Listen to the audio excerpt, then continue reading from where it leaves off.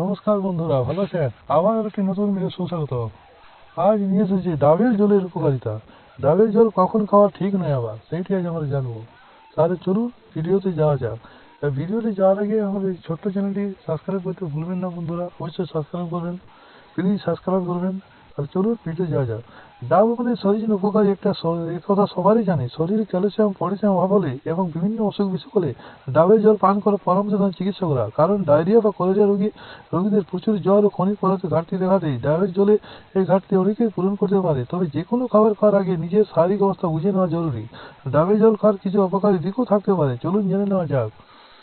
Calorie বাড়ায়। আপনি যদি ওজন কমাতে চান তবে ডাবের জল বেশি না খাওয়াই ভালো, কারণ এটি আপনার শরীরের ক্যালোরি মাত্রা বাড়িয়ে তোলে। অন্যান্য স্বাস্থ্যকর পানীয় ফলের রসের তুলনায় ডাবের জলেতে চিনির পরিমাণ কম থাকে, তবুও ডাবের জল খেলে নিমেষে বেড়ে যায় ক্যালোরি।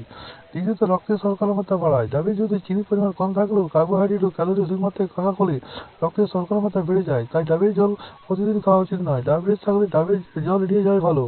রক্তচাপ রক্তচাপ বাড়িয়ে দেয়।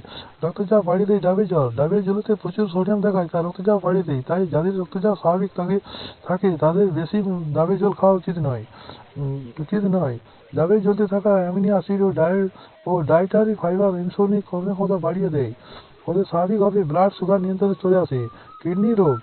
ডাবের জল খেলে কিডনির সমস্যা হয় না, তবে কিডনি রোগ হলে ডাবের জল পান করা একসময় ঠিক নয়, কারণ কিডনি অকার্যকর হলে শরীরে অতিরিক্ত পটাশিয়াম দেহ থেকে বের হয় না, ফলে ডাবের জলকে পটাশিয়াম থেকে কিডনি ও হৃৎপিণ্ড দুটোই অকার্যকর করে দেয়। তাই যাদের শরীরে প্রচুর পটাশিয়াম আছে বের হন না, তাদের ডাবের জল পান করা ঠিক না।